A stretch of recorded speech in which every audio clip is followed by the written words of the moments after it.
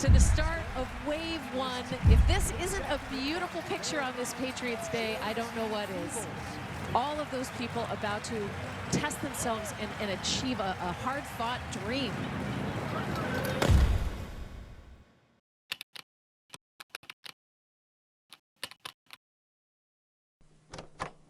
Comme chaque année, débute à Hopkinton, une petite ville du comté de Middlesex, Massachusetts, l'un des événements sportifs le plus connus au monde, j'ai nommé le marathon de Boston.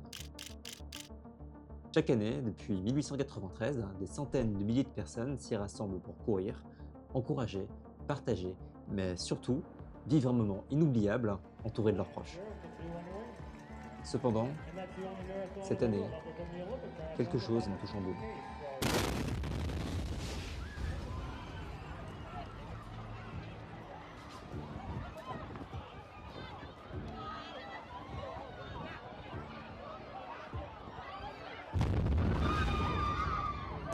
Trois morts et 281 blessés. C'est là le lourd bilan des attentats du marathon de Boston. À ce stade, personne ne pouvait savoir s'il s'agissait seulement d'un incident isolé ou si cela faisait partie d'un plan beaucoup plus large. À peine peu de temps après l'incident, de nombreux threads Reddit avaient déjà vu le jour, notamment celui de user/supernovasky sur r/news qui avait su tout particulièrement capter l'attention. Là, les internautes ne perdaient pas de temps. Dès qu'une nouvelle information faisait apparition, c'était l'un des premiers threads, si ce n'est le premier, à le mentionner.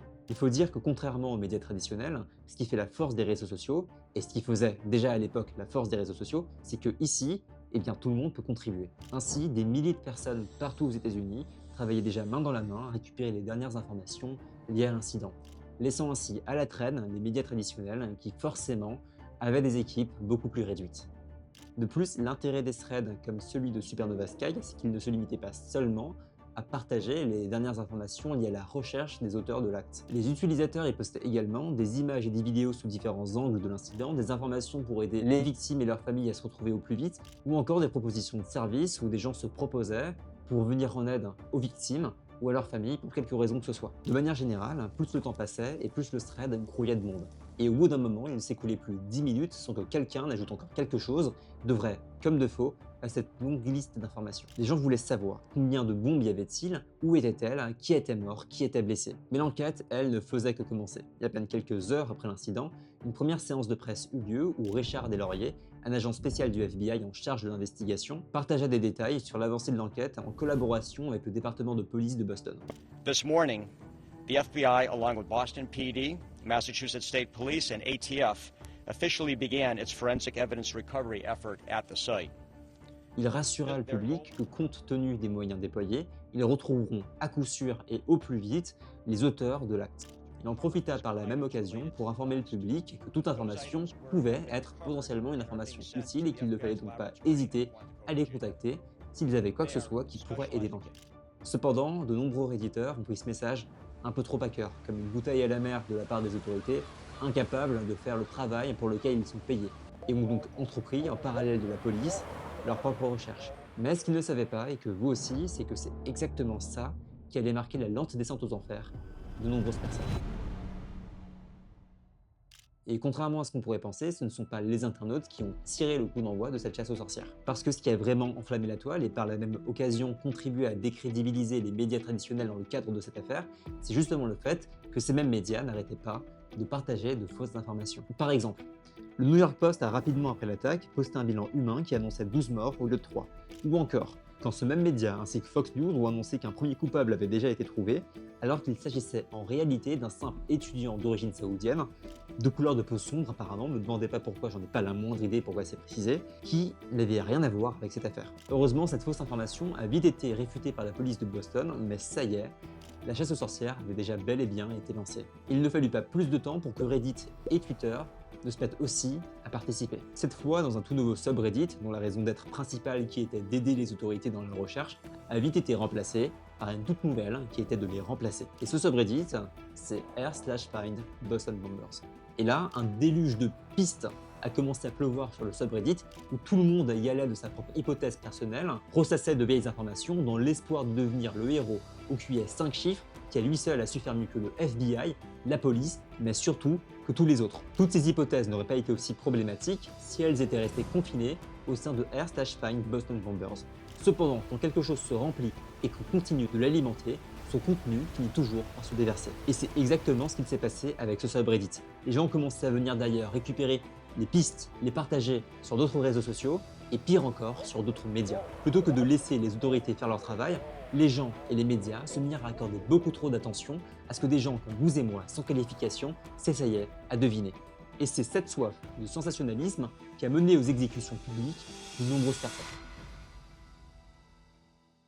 Imaginez, vous avez vécu ce qui est probablement l'une des situations les plus terrifiantes de votre vie, et un matin, alors que vous vous remettez encore de vos émotions, vous déverrouillez votre téléphone et vous êtes face à une montagne de notifications vous traitant de tous les noms possibles et imaginables parce que vous seriez le coupable que tout le monde recherche. Alors, vous ne comprenez pas, vous avez juste eu le malheur d'être au mauvais endroit au mauvais moment, et alors que vous essayez de faire sens de tout ça, vous découvrez que vous faites la une de l'un des journaux les plus importants du pays.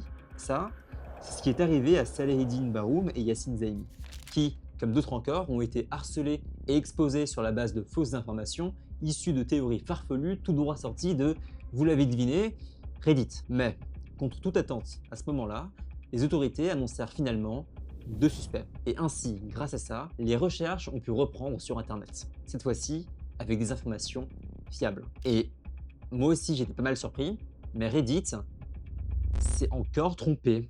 Cette fois-ci, le coupable désigné par le subreddit était un dénommé Sunil Tripathi, qui comme par hasard avait disparu le 13 mars 2013, soit un mois environ avant l'attentat. Et alors que sa famille et ses amis le cherchaient encore désespérément, la page Facebook qui avait été mise en place pour récolter des informations pour retrouver Sunil fut prise d'assaut par les utilisateurs de Reddit et de Twitter qui accusaient le disparu d'être l'un des responsables de la récente tragédie. Il va sans dire que rapidement la page fut retirée par la famille de Sunil, qui très probablement ne pouvait pas supporter tout ça. En parallèle, l'information, elle, continuait à se propager.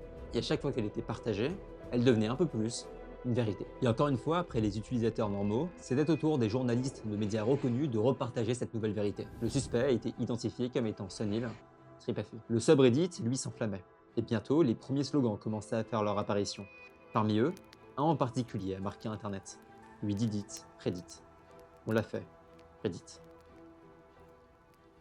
Alors qu'Internet était convaincu d'avoir triomphé, la vraie enquête, elle continuait. Et le 19 avril, soit 4 jours après l'incident, une annonce fut faite en milieu de journée.